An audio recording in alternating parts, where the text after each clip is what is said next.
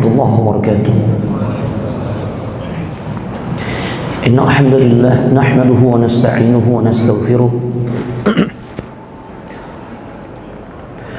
wa na'udzu billahi min shururi anfusina wa min sayyiati a'malina may yahdihillahu fala mudilla lahu wa may yudlil fala hadiya lahu. Ashhadu an la ilaha illallah wahdahu la syarika lahu wa Muhammadan abduhu wa rasuluhu la nabiyya wa la rasula ba'dah. Allahumma salli wa sallim ala hadzal nabiyil karim wa ala alihi wa ashabihi ajma'in. Ya ayyuhalladzina amanu ittaqullaha haqqa tuqatih wa la tamutunna illa wa antum muslimun. Wa ba'd, fa inna ahsanal kalam kalamullah wa khairal huda huda Muhammadin sallallahu alaihi wa alihi wasallam. Wa syarrul umuri muhdatsatuha wa kullu muhdatsatin bid'ah wa kullu bid'atin dhalalah wa kullu dhalalatin fin nar. Amma ba'd. Ayuhal ikhwan wal akhwat fillah, a'azzanallahu wa iyyakum. Ikhwan dan juga akhwat, saudara-saudariku, salat maghrib Masjid Jami' Tawwab, yang mudah-mudahan kita semua senantiasa diberikan nikmat, keberkahan juga kemuliaan dari Allah Subhanahu wa taala. Alhamdulillah, di penghujung bulan Rajab 1444 Hijriah yang juga bertepatan tanggal 20 Februari 2023, bi'aunillahi taufiqihi dan juga taufik dari Allah Subhanahu wa taala, kita semua bisa kembali dikumpulkan di dalam satu majlis yang mulia. Tidak lain majlis itu bernama majlis ilmu. Kita insyaallah akan melanjutkan pembahasan tentang syarah rinci Arkanul Iman, tentang rukun-rukun iman. Kita masih di dalam pembahasan rukun iman tiga.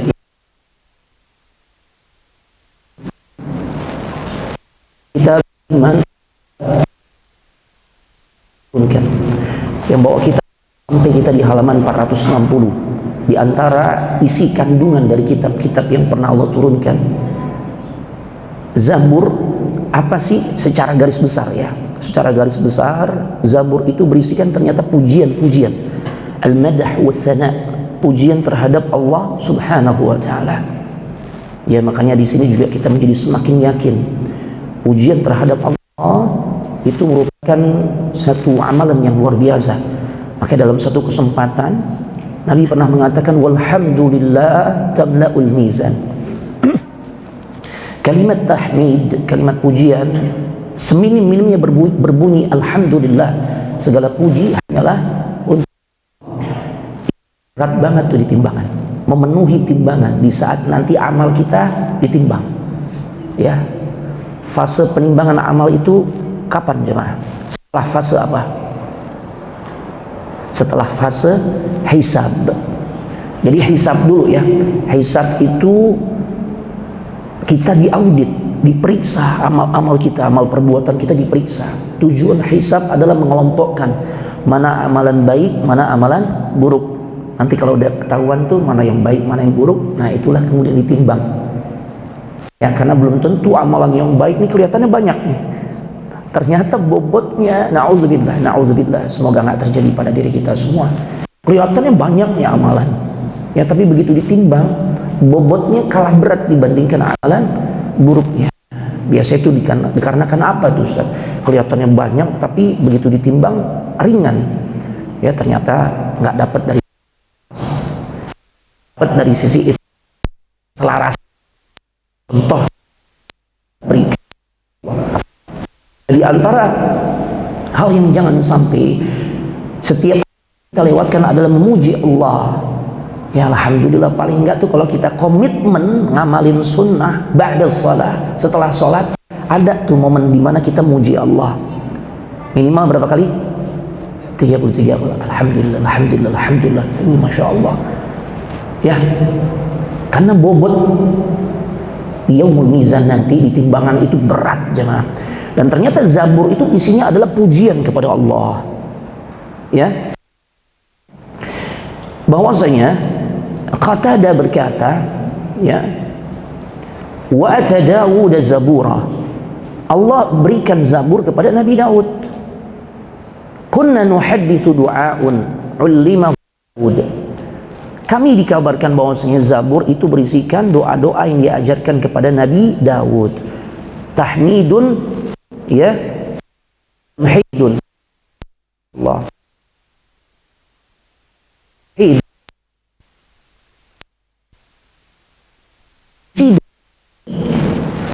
Yang diajarkan kepada Nabi Daud di dalam Zabur itu tidak lain adalah berupa pujian dan pengagungan. Tahmidun wa tamjidun. Laisa fihi halalun wala haram. Enggak ada di dalam Zabur itu perkara halal haram. Ya, wala faraidun wala hudud. Ya, enggak ada juga tentang masalah kewajiban-kewajiban dan juga hukum-hukum hudud. Ya, hukum-hukum had. Nyolong diapain? Mencuri diapain? Dipotong tangan, berzina di rajam. Kalau di Zabur nggak ada tuh hukum-hukum begitu, nggak ada. Ya, beda dengan Taurat. Taurat ada nggak tentang hukum rajam? Kemarin udah kita bahas. Ada, cuma disembunyiin sama siapa? Orang-orang Yahudi. Tapi dibongkar tuh, ya, kedustaan orang-orang Yahudi oleh siapa? Oleh orang Yahudi juga yang masuk Islam. Namanya siapa? Abdullah ibn Salam. Ya, bawain Zabur, baca ma qablahu wa ma ba'dahu. Ya, baca apa yang sebelumnya, apa yang sesudahnya, cari itu ayat tentang pelaku zina, hukumannya diapain. Akhirnya mereka baca, nggak ada tentang rajam. Kata Abdullah ibn Salam, irfa' yadak, angkat tangan ente. Ternyata ditutupin pakai tangannya. Subhanallah. Ya, nah kalau di Zabur nggak ada. Di Zabur ada. Ya, di sini dijelaskan secara umum ya dari Imam Qatadah, di Zabur itu nggak ada hukum-hukum tentang masalah had. Taib. Kemudian Injil secara garis besar apa sih? Ini garis besar aja, penambah wawasan. Karena memang kita nggak ada tuntutan harus mengkaji secara mendalam. Yang diperintahkan kita untuk mentadabburinya, memahami maknanya dan tentu mengamalkan tidak lain adalah Al-Quran. Ini penambah wawasan aja jemaah. Ya. Berikutnya Injil.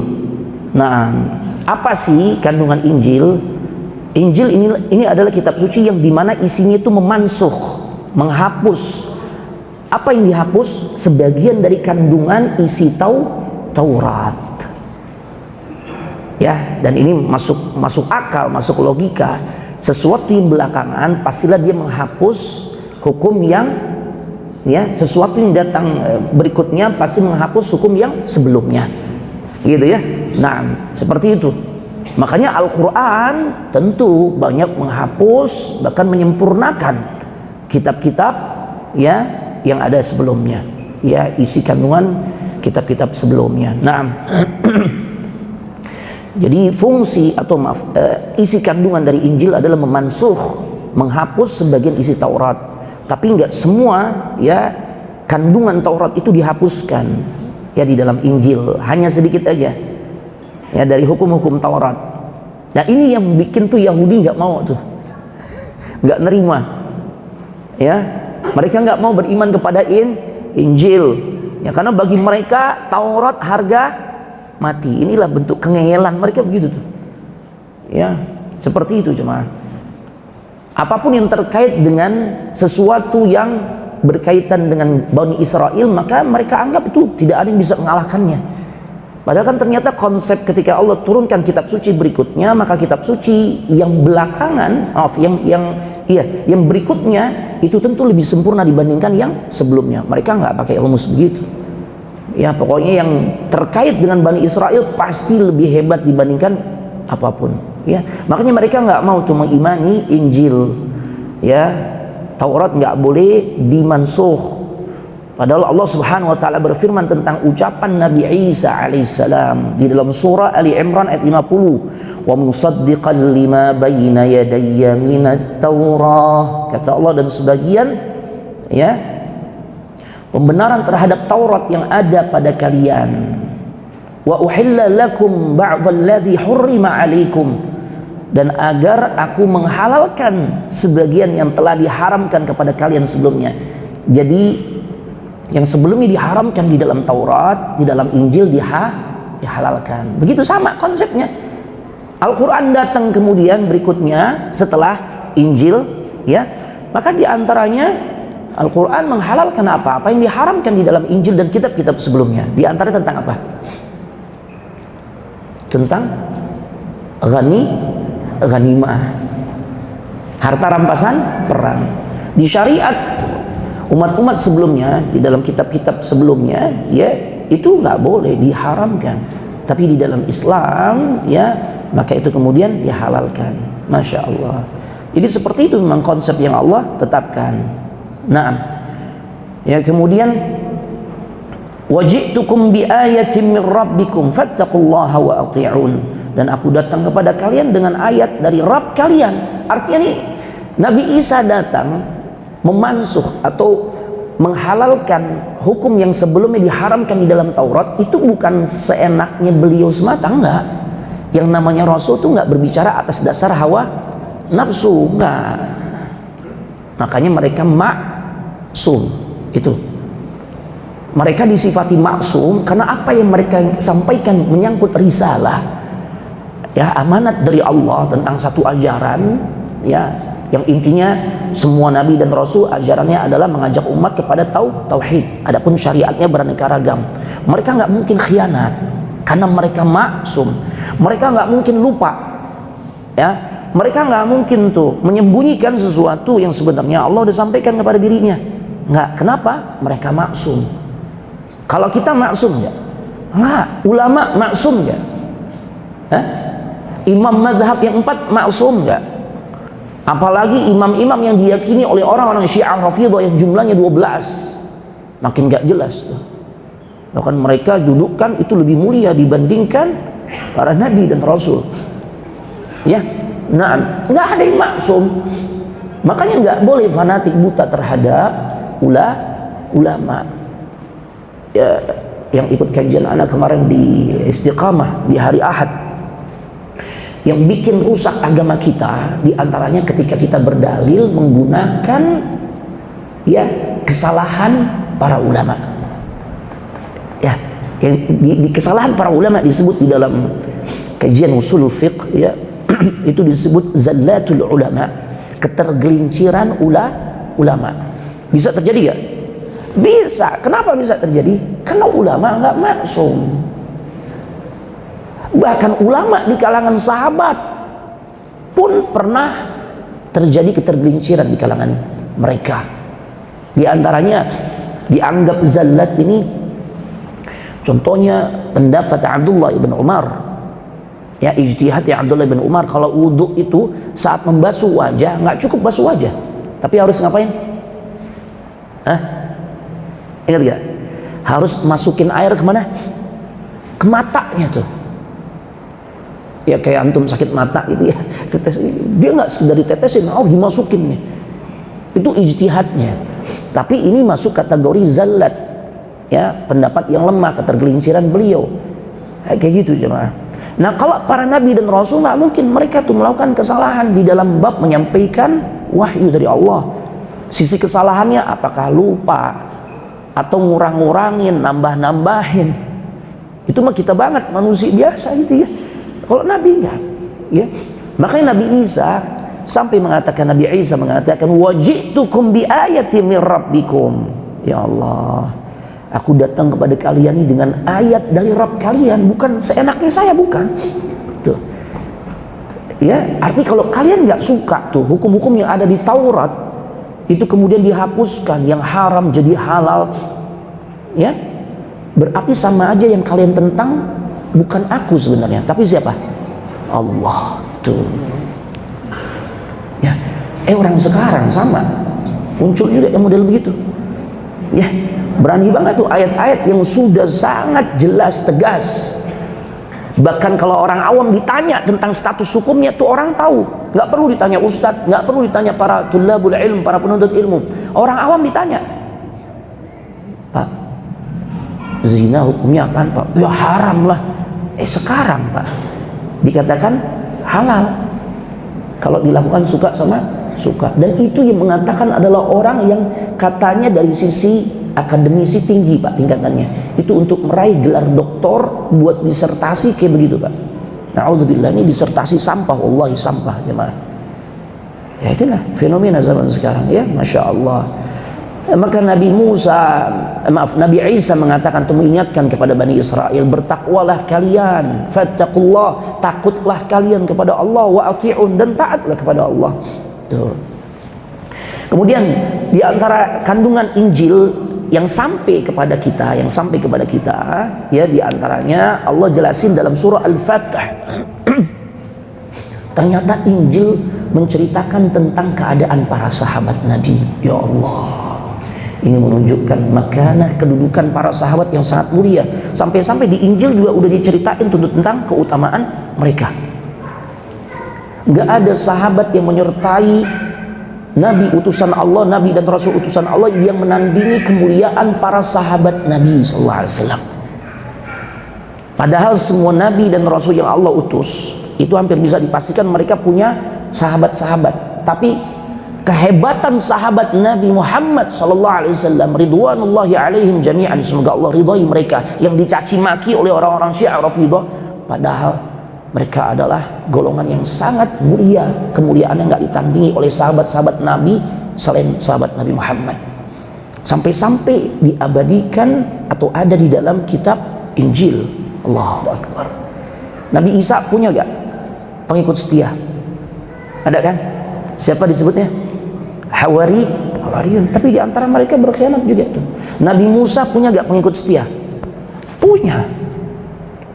Ya, punya. Tapi mereka juga ikut-ikutan Samiri untuk nyembah patung anak sapi. Subhanallah. Padahal ini orang terbaik ya.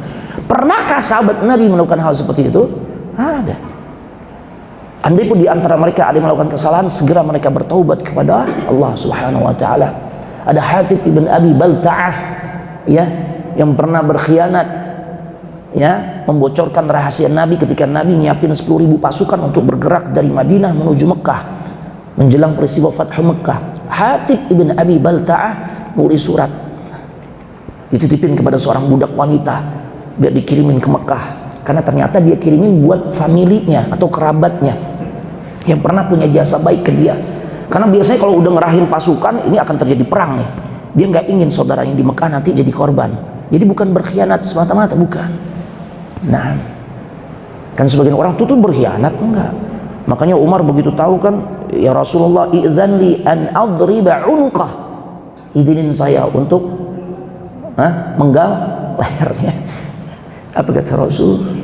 Alaysa min ahli Badr. Gak ingat, bukankah dia ahli Badar nih? Hatib ibn Abi Balta'ah termasuk orang yang ikut perang Badar. Allah sudah ampuni dosanya, ini spesialan jemaah. Subhanallah. Ya, tapi intinya nggak ada sahabat tuh yang berkhianat kepada Nabi sallallahu alaihi wasallam. Ternyata setelah ditelusuri, ditanya, kenapa Hatib engkau lakukan hal itu? Maka dia ceritakan, aku nggak berkhianat kepadamu ya Rasul. Aku cuma ingin memberitahu saudaraku yang di sana tuh, ya, agar dia menyelamatkan diri. Masya Allah. Di dalam surah Al-Fath ayat 29 Allah berfirman, wa mathaluhum fil Injil, dan permisalan mereka di dalam Injil adalah, ya, seperti apa? Kazar'in akhraja syata'ahu fa'azarahu fastaghlaba fastawa ala suqih. Ya, seperti benih yang mengeluarkan tunasnya.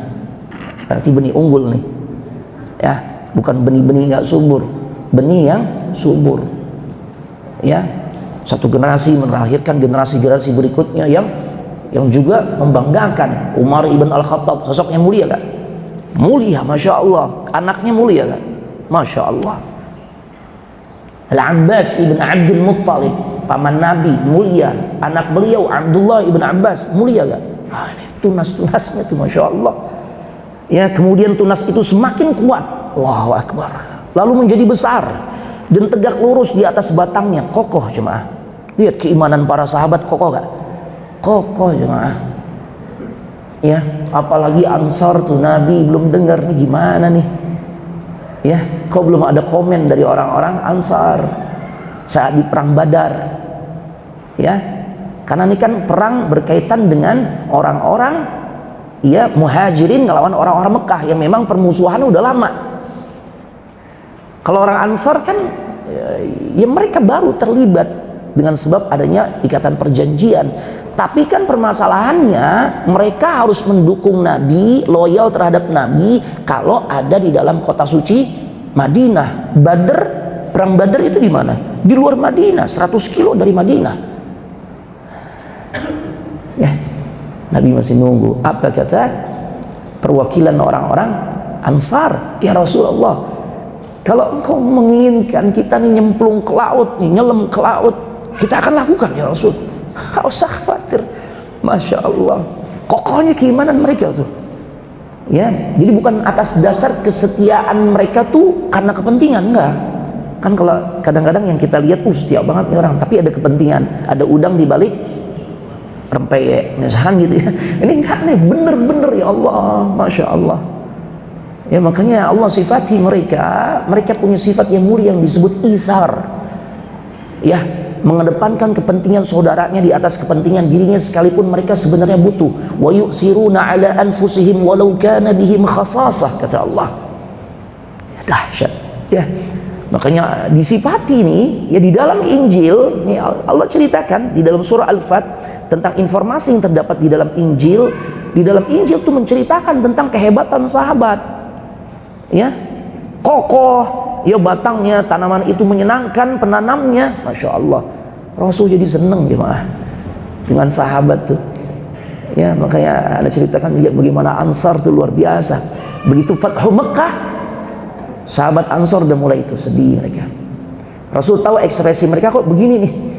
Ya ternyata setelah ditanya-tanya mereka mengkhawatirkan. Rasul setelah dapat peristiwa dikaruniakan Fathu Mekah, penaklukan Mekah, artinya Mekah kembali dikuasai oleh kaum muslimin, Rasul nggak balik lagi ke Madinah. Ya Allah, apa kata Rasul? Aikamakal, hidup matiku bersama kalian. Allahu Akbar. Makanya Rasul wafat di mana? Madinah. Maka itu diantara keistimewaan kota suci Madinah. Ya, Madinatun Nabi, kotanya Nabi sallallahu alaihi wasallam. Makanya lihat, dua-duanya punya keutamaan. Tapi kalau di Madinah kita lihat nuansanya ya, tenang kita tuh ya Allah, Masya Allah. Nah, kemudian fastaghladha fastawa ala suqi yu'jibu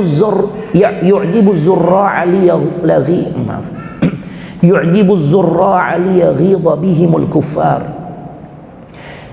Kata Allah Subhanahu wa taala ya, menceritakan tentang informasi yang terdapat di dalam Injil tentang sahabat. Tanaman itu menyenangkan penanamnya karena Allah ingin membuat jengkel orang-orang kafir dengan mereka.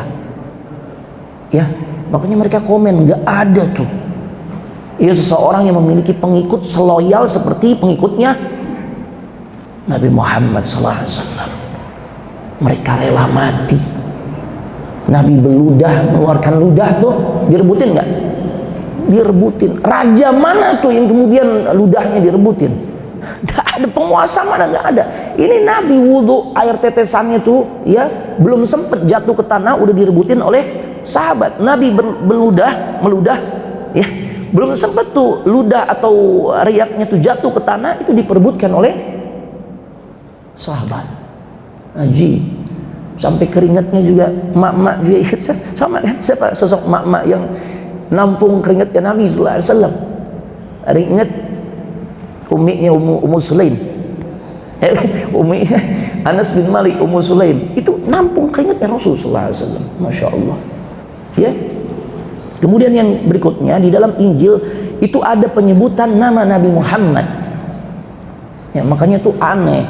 Mereka sebenarnya udah dikasih tahu sama Allah, siap-siap nih nanti ada Nabi di akhir zaman yang kalian wajib imani, kalian ikuti dia.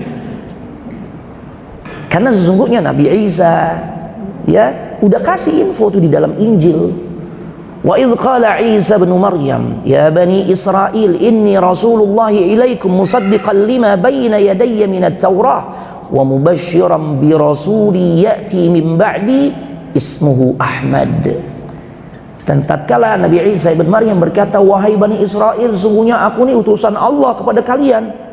Tuh, utusan Allah nih. Memang manusia juga sama seperti kalian, tapi utusan Allah yang diberikan wahyu. Ya. Nah, Aku adalah utusan Allah kepada kalian sebagai pembenar terhadap Taurat yang berada di sisi kalian. Aku perkuat lagi dengan adanya Injil, Taurat yang kalian selama ini imani. Tuh. Ya. Dan sekaligus aku ini diutus sebagai pemberi kabar gembira. Apa kabar gembiranya? Dengan kedatangan seorang nabi yang namanya adalah Ahmad. Itu nama lain dari Nabi kita Muhammad SAW. Jadi Nabi kita Muhammad SAW itu memang banyak memiliki nama atau sebutan. Ahmad, Muhammad, Abul Qasim dan sebagainya. Ya. Nah, taib. Jadi ketika seseorang atau sesuatu itu memiliki banyak sebutan, itu menunjukkan kemuliaan atau keagungan sesuatu tersebut. Ya, atau kedahsyatan sesuatu tersebut. Nabi SAW memiliki banyak nama. Ini menunjukkan kemuliaan beliau. Hari kiamat memiliki banyak nama gak? Ini menunjukkan tentang dahsyatnya hari tersebut. Tuh. Tapi nggak tahu kalau kita tuh punya banyak nama, kadang-kala beda tujuannya, agar nggak mudah dilacak gitu ya. alias. Oh, masya Allah. Biar nggak kelacak, khususnya kelacak sama bini ya itu. Subhanallah. Ya, naam. Barakallahu fiikum. Kita lanjut. Allah firman di dalam surah Al-A'raf 157, alladzina yattabi'una ar-rasula an-nabiyyal ummiyya alladzi yajidunahu maktuban 'indahum fit Taurati wal Injil. Dan orang-orang yang ngikutin rasul yang ummi. Tuh. Ya. Rasul yang ummi tidak lain Nabi kita tuh. Rasul seorang utusan Allah yang memang Allah tentukan dia tuh nggak memiliki kemampuan membaca dan menulis. Tapi cerdas. Oh iya. Gimana nggak cerdas? Dibacain Al-Quran siapa? Jibril alaihissalam. Hafal nggak? Quwwatuz zakirah awil hifz. Kekuatan ingatan ataupun hafalan ini menunjukkan kecerdasan seseorang. Nabi sallallahu alaihi wasallam, masya Allah. Tapi memang nggak bisa baca tulis. Ya. Dan di antara hikmahnya adalah untuk menutup celah tuduhan orang-orang jahat tuh, baik dari kalangan Islam ataupun di luar Islam, yang mereka menuduh Al-Quran sih buatan Nabi tuh, bisa-bisanya dia aja. Ya Allah, gimana mungkin Nabi membuat sebuah karya sastra yang sangat tinggi, nggak bisa tertandingi oleh ya sastra manapun, yang di masa itu memang dibangga-banggakan kan. Nah, padahal kita tahu beliau Allah tentukan tidak memiliki kemampuan baca tuh tulis. Masya Allah. Nah, Rasul yang ummi yang mereka dapati tertulis di sisi mereka di dalam Taurat dan Injil, udah dikasih keterangan tuh. Nabi akhir zaman tuh sifatnya diantaranya ummi. Tuh. Ya, barakallahu fiik. Kita lanjut tentang keistimewaan Al-Quran dibandingkan kitab-kitab suci sebelumnya. Nah, ini lebih khusus, lebih spesifik keimanan terhadap Al-Quran. Kalau tadi kita bicara global ya. Nah, kitab suci secara global. Kita kaum muslim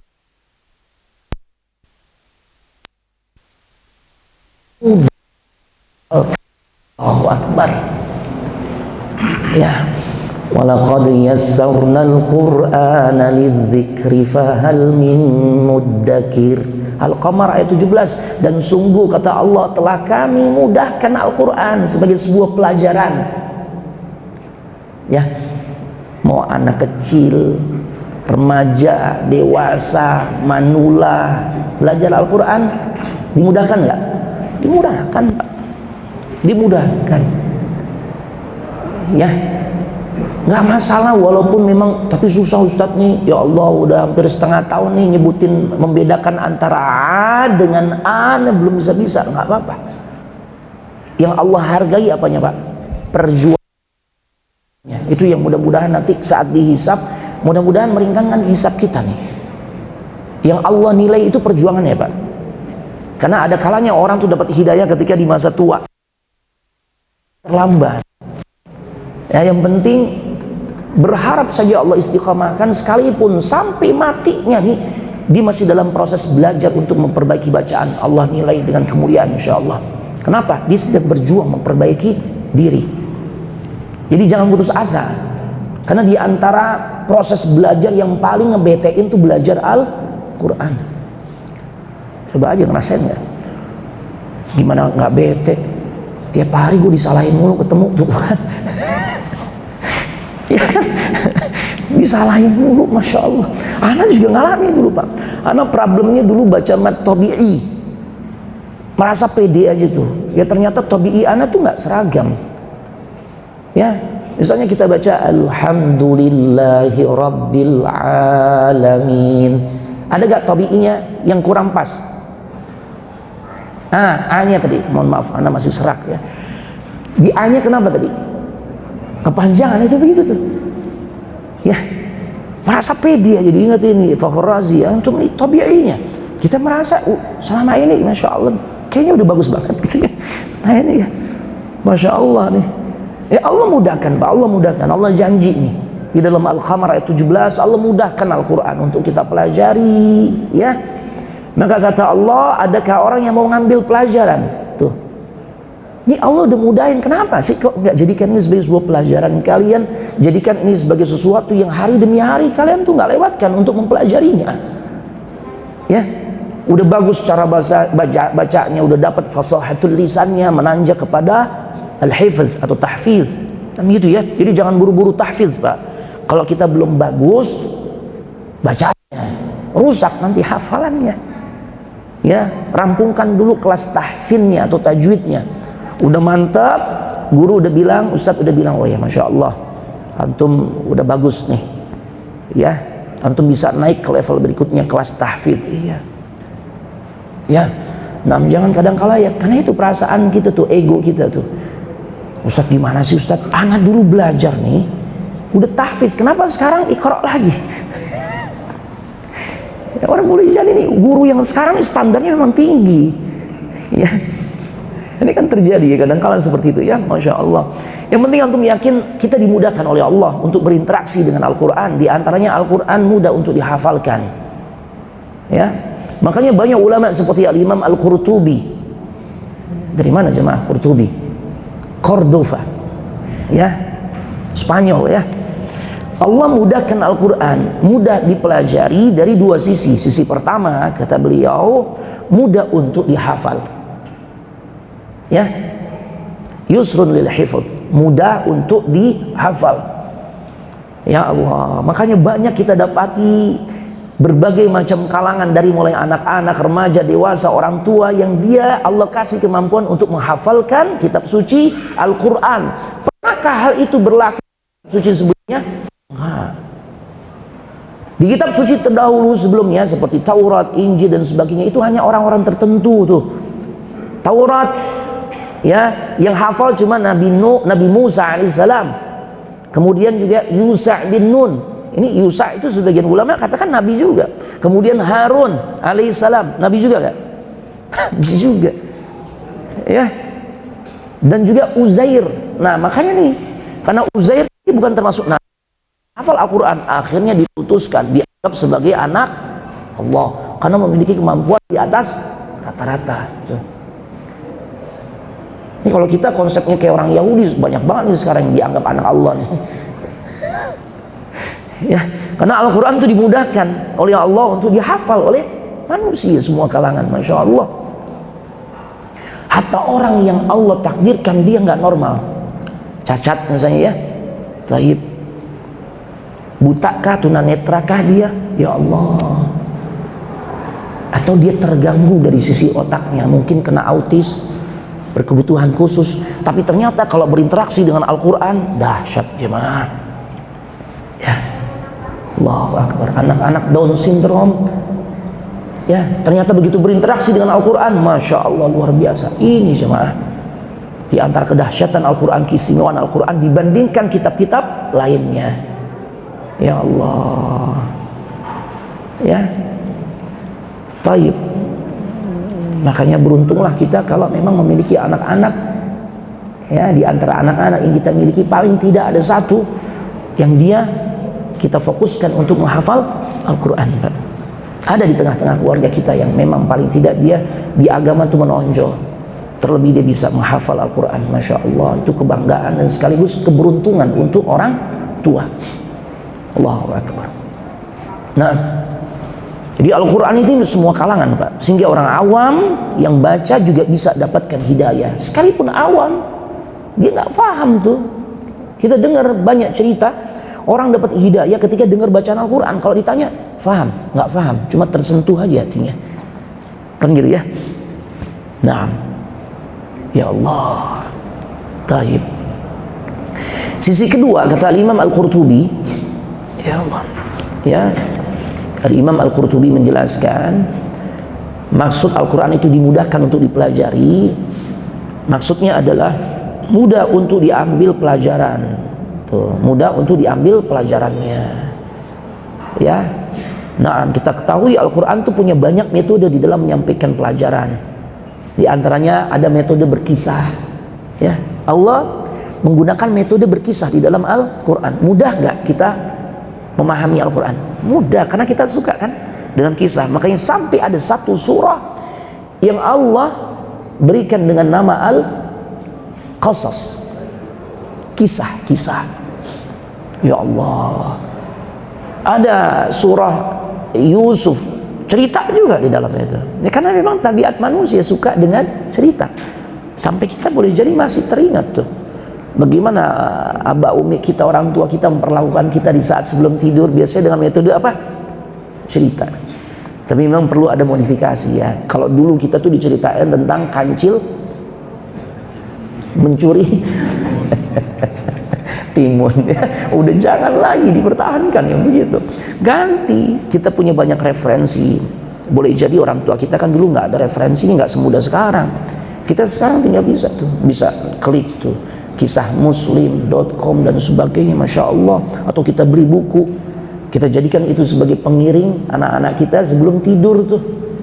Ya Allah, dahsyat Pak ya, karena memang itu metode Al-Quran di dalam menyampaikan ayat-ayat Allah yang mudah difahami. Ada kalanya Allah ya menunjukkan dengan metode balaghah yang luar biasa, tingkat kesusastraan yang tinggi banget tuh ya, Masya Allah. Kemudian Allah memberikan permisalan tamthil, daraballahu mathalan dan sebagainya ya, sampai Allah membuat permisalan dengan seekor nyamuk. Innallaha la yastahi ayyadriba mathalan ma ba'udatan fama fawqaha. Allah tuh nggak malu memberikan permisalan di dalam Al-Quran agar kita nih hambanya bisa memahami tentang kandungan makna Al-Quran dengan hal-hal yang sepele. Kadangkala mengumpamakan ya dengan nyamuk atau bahkan yang lebih rendah darinya. Allahu Akbar ya, permisalannya banyak tuh. Istri dimisalkan oleh Allah dalam Al-Quran seperti sawah ladang. Nisa'ukum harthul lakum fa'tu harthakum anna syi'tum. Istri-istri kalian adalah seperti sawah ladang bagi kalian, maka datangilah mereka menurut cara yang kalian senangi. Kemudian ditafsirkan ya, kecuali lewat belakang, lewat dubur. Selebihnya boleh. Makanya terjadi khilaf dengan para ulama ya. Nah, tentang masalah hukum oral dan sebagainya itu dibahas. Kalau mengacu pada ayat tersebut ya, sebagian ulama mengatakan boleh itu ya. Nah, ya artinya apa? Ini ada sebuah permisalan yang sering Allah sampaikan di dalam Al-Quran. Apa sih tujuannya? Agar hambanya saat membaca kitab suci Al-Quran ini mudah untuk memahami, nggak ngebosenin Pak. Nggak ada tuh dalam sejarah ya orang-orang beriman tuh ketika baca Al-Quran gue bosen, nggak. Makin terobsesi. Ini Ramadan kemarin anak khatam 2 kali. Ya Allah, mudah-mudahan Ramadan tahun ini nih ya bisa 4 kali, bisa 3 kali. Yang penting lebih dari tahun sebelumnya. Kan begitu ya. Ini dahsyatnya Al-Quran Pak. Dahsyatnya Al-Quran. Ya Allah. Jadi Al-Quran itu memang untuk semua kalangan Pak. Sehingga yang awam, yang pinter pun bisa dapat hidayah lewat Al-Quran. Gitu Pak. Makanya kalau Al-Quran itu dipaksain harus sesuai eksak, ya berarti nanti untuk orang-orang yang dari sisi intelektual atau pendidikan tinggi doang dong yang bisa nyerapnya, kan gitu kan? Enggak. Jangan paksakan Al-Quran itu kitab eksak, enggak. Walaupun memang di dalamnya ada sisi-sisi eksak yang dibahas. Tapi kan bukan cuma itu. Hal-hal gaib dibahas gak di Al-Quran? Iya, eksak, nggak bisa ngungkapnya, nggak usah maksain diri. Gitu ya, Masya Allah. Nah, ya, betapa banyak kita lihat orang-orang kafir saat dia baca terjemahan Al-Quran saja, ternyata itu menjadi pengantar hidayah bagi mereka. Allahu Akbar.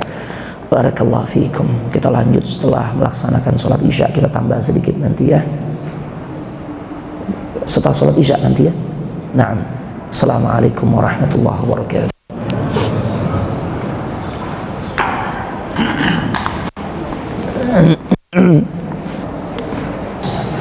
Assalamualaikum warahmatullahi wabarakatuh. Bismillah, alhamdulillah, salatu wassalamu ala rasulillah wa ba'd. Bapak Ibu jemaah sekalian, semoga dimuliakan oleh Allah Subhanahu wa taala.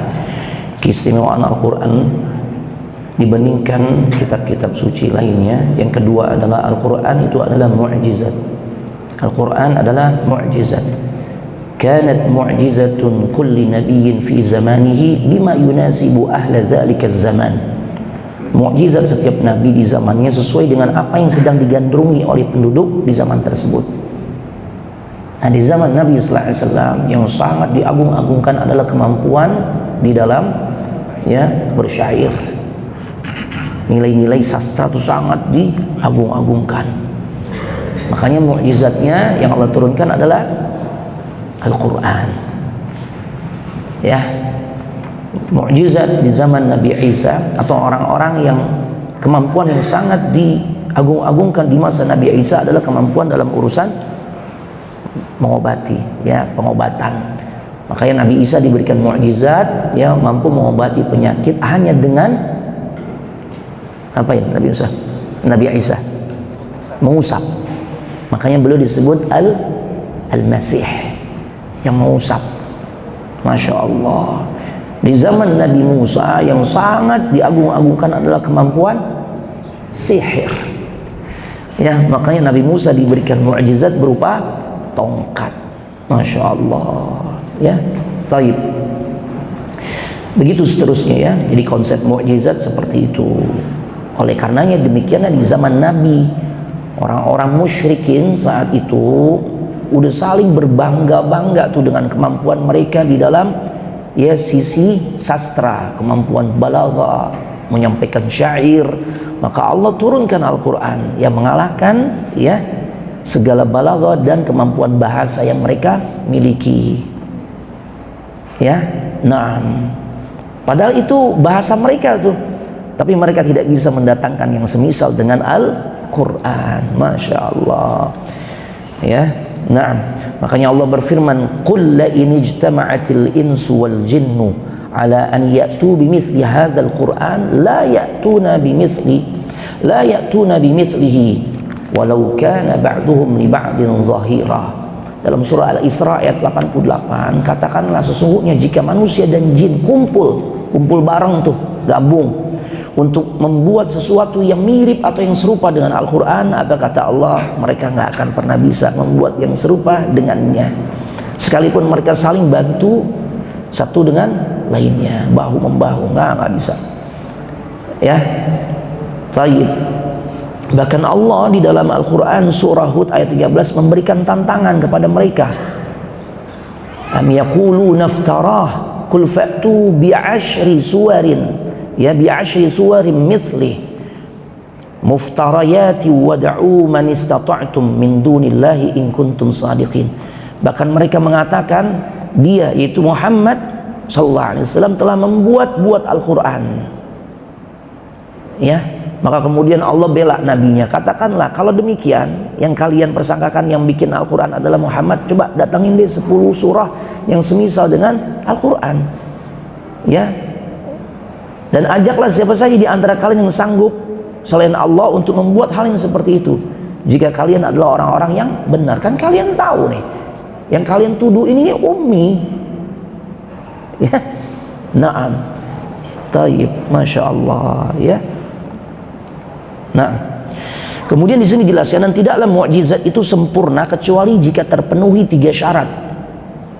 Sebuah mukjizat yang Allah perlihatkan kepada nabinya, dan adanya mukjizat ini menunjukkan tentang rububiyahnya Allah. kekuasaan Allah di dalam melakukan segala sesuatu. Itu kan rububiyah ya, perbuatan Allah.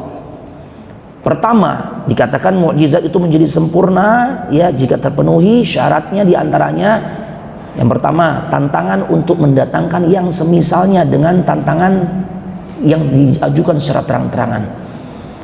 Dan sekaligus itu sebagai penegasan nggak akan ada yang mampu mendatangkan yang semisalnya. Jadi mukjizat itu biasanya muncul karena adanya tantangan, kan gitu ya.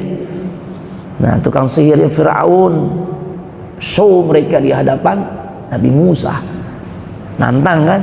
Akhirnya Allah perintahkan lemparin tuh tongkat ente, gitu ya. Masya Allah, berubah jadi ular. Begitu juga sama tuh ya, yang dihadapi oleh Nabi Muhammad itu satu kaum yang sedang merasa bangga banget tuh dengan kemampuan sastranya, kemampuan syairnya ya, maka Allah berikan ya sesuatu yang mengalahkan kemampuan mereka. Masya Allah. Yang kedua, terkumpul pada yang ditantang segala faktor yang memotivasi untuk memenuhi tantangan tersebut, namun sebenarnya dia nggak mampu. Nabi Musa emang tahu tuh tongkat bisa berubah jadi ular? Nggak tahu. Jadi nggak perlu juga antum tuh ya pakai tongkat itu berharap nanti bisa menunjukkan kesaktian sebagaimana Nabi Musa. Nabi Musa nggak tahu. Sebagai mufassirin katakan itu tongkat sebenarnya yang biasa beliau pakai tuh untuk menghalau tanaman. Kalau beliau lewat tuh ada pohon yang daunnya menjuntai dan sebagainya, dihalau tuh ya. Atau boleh jadi untuk ya menggembalakan kambing gitu. Bukan yang khusus, wahai Musa ya carilah sebuah tongkat yang aku tempatkan nih, misal di mana gitu ya, kayak film-film gitu kan. Enggak begitu. Korban film ya. Nah, pedang naga puspa, masya Allah. Kan gitu ya. Iya.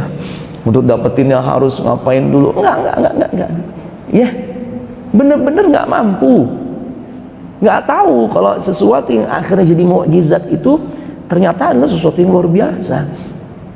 Ya, masya Allah. Baik.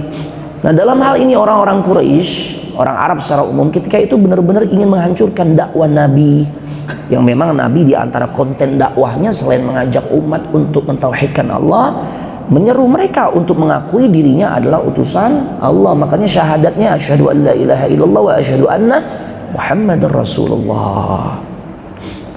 Semangat banget mereka tuh untuk membuktiin Nabi seorang pendusta tuh. Ya. Makanya akhirnya memotivasi mereka untuk nyambut tantangan itu mendatangkan yang semisal dengan Al-Quran. Tapi mereka akhirnya nggak mampu karena mukjizat itu nggak akan bisa ditandingi. Yang ketiga, nggak ada halangan secara fisik pada mereka untuk menyambut atau menjawab tantangan tersebut. Ya. Nah, ya, makanya mereka dalam keadaan sehat saat mengajukan tantangan terhadap Al-Quran. Mereka dalam keadaan sehat, dalam keadaan yang lagi hebat-hebatnya tuh membuat karya-karya sastra gitu ya. Mereka berada di puncak kemampuan ya maaf. Mukjizat datang melemahkan hal itu semua. Masya Allah. Jadi semakin tampak kedahsyatan dari mukjizat itu sendiri. Jadi kalau mukjizat itu biasa-biasa aja bukan mukjizat namanya. Ya. Nah, adapun sisi mukjizat Al-Quran adalah dari sisi bahasa, tersusun ya dengan balaghah ya dan fasahah yang begitu tinggi, yang nggak akan bisa ditiru oleh kaum musyrikin Arab saat itu, yang mereka sebenarnya satu kaum yang punya kemampuan sastra sangat tinggi atau paling tinggi, masya Allah ya. Dan suku mereka Quraisy adalah suku yang nasabnya paling hebat tuh ya, paling oke gitu ya. Tetap nggak bisa menandingi kemuliaan Al-Quran. Demikian juga dari sisi Al-Quran nggak sama dengan syair dan nggak sama pula dengan prosa-prosa bahasa Arab. Dari sisi kandungan atau dari sisi kontennya, Al-Quran berisi banyak hal yang menakjubkan. Informasi sains ada ya, ada, dan itu kan baru terungkapnya sekarang ya, sisi-sisi sainsnya kan baru sekarang tuh. Marajal bahraini yaltaqiyan tuh, ketika ada dua lautan yang bertemu tuh yang karakternya beda, airnya satu dengan lainnya, tapi satu sama lain tidak bercampur. Kalau nggak salah di lautan Mediterania itu, masya Allah, yang satu warnanya agak kehijauan, yang satu kebiruan, ya seperti itulah, beda tuh, tapi nggak bercampur tuh. Baru diungkapnya sekarang kan, masya Allah. Nah, ya Allah. Tapi kita melihat bagaimana kemuliaan sahabat saat mereka membenarkan apa yang Rasul sampaikan dari ayat-ayat suci Al-Quran. Mereka imani sekalipun mereka belum bisa buktiin di mana itu, gitu ya. Itu hebatnya mereka. Kalau kita kan, ya Allah, ya udah ada pembuktiannya aja juga masih ngeyel. Ya. Nah, dari sisi informasi yang detail tentang kisah-kisah umat terdahulu, sangat detail tuh. Nabi Yusuf diceritakan dengan detail. Di antara nabi-nabi yang diceritain dalam Al-Quran begitu detail, Nabi Yusuf. Nabi siapa lagi? Panjang banget ceritanya tuh, di banyak surah. Nabi Musa tuh, termasuk Nabi kita Muhammad sallallahu alaihi wasallam. Tuh, masya Allah. Taib. Mesti jumlah ayatnya lebih dari 6.000 ayat, tapi ya tidak ditemukan kontradiksi, at-tanaqud, ya tidak terjadi kontradiksi sama sekali di dalam kandungan Al-Quran. Justru satu sama lain saling menguat. Dahsyat. Makanya kan ada metode tafsir Al-Quran bil Quran. Kalau kita bahas tentang tafsir Imam Ibnu Katsir, ini muqaddimah aja ratusan halaman, beliau udah ngasih pengantar tuh. Metode penafsiran Al-Quran yang benar itu adalah menafsirkan Al-Quran dengan ayat Al-Quran. Kalau kita nggak dapati penafsiran Al-Quran dengan ayat Al-Quran yang lain, maka dengan hadis Nabi SAW. Kalau ayat Al-Quran tidak bisa kita temukan tafsirannya dalam hadis Nabi, maka ya penjelasan para sahabat. Kita nggak dapati lagi, maka penjelasan generasi setelah sahabat. Siapa? Tabi'in. Makanya dibutuhkan tuh tafsiran dari sosok mufassir di kalangan tabi'in, muridnya Abdullah bin Abbas, Imam Mujahid. Tuh, masya Allah. Ya, kita nggak dapati dari penafsir Al-Quran di kalangan tabi'in, maka kita ambil dari generasi berikutnya. Siapa? Atba'ut tabi'in. Nggak kita dapetin juga. Bahasa kita mentok. Ambil dari sisi bahasa tuh belakangan, gitu loh.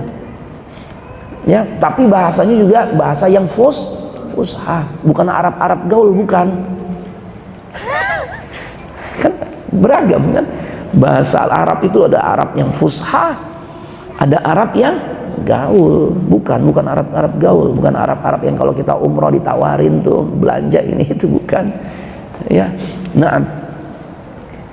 Nah ya, kemudian begitu banyak pendalilan secara akal di dalam Al-Quran yang sangat menakjubkan, banyak sekali, karena tentunya tidak bertentangan dengan akal. Apa yang ada di dalam Al-Quran tidak bertentangan dengan akal. Kalau memang merasa seseorang itu tidak mengatakan tidak masuk akal, sebenarnya bukan nggak masuk akal, tapi akal nggak mampu untuk menjangkaunya. Tuh. Makanya kan Allah sering menyeru, ya ulil albab, ya ulil absar, sebutan-sebutan, liqaumi yatafakkarun, liqaumi yaqilun. Ini berkaitan dengan akal nggak? Akal, ya. Tapi jangan tuhankan akal. Akal itu untuk semakin meyakini kebenaran Al-Quran, bukan merubah-rubah hukumnya. Itu yang terjadi itu di kalangan orang-orang liberal. Dari sisi pengaruhnya, Al-Quran kitab sebaik-baik nasihat dengan berbagai metode. Masya Allah, luar biasa. Pengaruh yang luar biasa yang membuat begitu banyak orang tuh terenyuh, mewek, nangis tuh. Ya, sosok sahabat siapa yang gampang banget nangis tuh? Abu Bakar. Makanya sampai putri beliau mengatakan, ya Rasulullah, pilih yang lain aja Rasul, kalau engkau nggak bisa mengimami kaum muslimin, jangan bapakku. Kenapa? Wa rajulun bakka. Ayahku Abu Bakar tuh orang yang gampang nangis, apalagi kalau ketemu ayat-ayat tentang azab, tentang hari kiamat, tentang nikmat surga, nangis. Kenapa? Dahsyatnya pengaruh Al-Quran. Saat dibaca, saat diperdengarkan, itu bisa menggetarkan hati, menambah iman. Wa idza tuliyat alaihim ayatuhu zadatuhum imana. Allahu akbar. Ya, masya Allah. Betapa banyak juga orang yang masuk Islam karena hanya sekedar dengar atau baca Al-Quran, ya kan? Masya Allah. Makanya selayaknya orang tuh baca Al-Quran dengan bacaan yang enak didengar. Makanya Nabi katakan zayyinul Qur'ana bi aswatikum, hiasi bacaan Al-Quran itu dengan suaramu yang indah. Makanya Nabi kan sering minta sahabat yang suaranya cakep, enak didengar, seperti Abdullah bin Mas'ud baca Al-Quran. Sampai Abdullah bin Mas'ud heran, Al-Quran diturunkan kepada dirimu, engkau kenapa minta aku bacakan Quran untuk engkau? Karena Rasul suka bacaannya Abdullah bin Mas'ud. Ya, nah, ya. Jadi sisi-sisi mukjizat Al-Quran itu banyak, sampai-sampai Al-Imam As-Suyuti ngumpulin 35 sisi mukjizat Al-Quran di dalam kitabnya, di dalam kitab beliau tuh, Mu'tarak Al-Aqran fil I'jaz Al-Quran. Masya Allah. Tayyib. Ini bisa Anda sampaikan ya. Nah, indakum soal. Nah, insya Allah berikutnya kita akan bahas di pembahasan atau pertemuan berikutnya ya. Insya Allah di Senin depan ya. Insya Allah. Ana ingin jawab pertanyaan yang belum terjawab di pertemuan sebelumnya, dan ini jadi PR buat Ana ya. Taib. Kalau nggak salah dari beliau, dari antum ya, yang kemarin nanya tentang fal mulqiyati dzikra dalam surat Al-Mursalat. Ada yang nanya kemarin tuh, bukan antum ya? Oh ya. Berarti nggak ada orangnya nih. Ya udah nanti. Nah, fadhal itu mau tanya. Nabi Musa itu kan mendapat Taurat, jadi di samping Taurat itu orang Yahudi punya tiga lagi namanya Talmud. Nah. Yang pengarang itu Uzair, tadi kita katakan tadi. Ayo. Mereka juga syirik, dia mengatakan bahwa Uzair itu adalah anak Allah, anak Allah. Jadi mereka lebih suka membaca Talmud dibandingkan Taurat. Ayo, nah. Itulah diantara bentuk pengingkaran mereka terhadap nabinya. Ya, dan padahal itu sebagian mufassirin katakan itu golongan orang-orang terbaiknya tuh yang mengikut setianya Nabi Musa. Ini menunjukkan kita semakin sadar keutamaan sahabat Nabi Muhammad nggak bisa ditandingi dengan sahabat-sahabat Nabi lainnya. Itu dia tuh. Seharusnya kalau nama sahabat kan dia benar-benar patuh nih dengan orang yang jadi sahabatnya, kan gitu ya. Tapi tidak terjadi di kalangan sahabatnya Nabi Musa alaihissalam. Termasuk diantaranya itu tuh. Ya, kitab suci yang Allah titipkan kepada Nabi Musa untuk disampaikan kepada Bani Israel adalah Taurat. Tapi kenapa mereka lebih memilih yang lain? Barakallahu fik. Naam, tafadhal.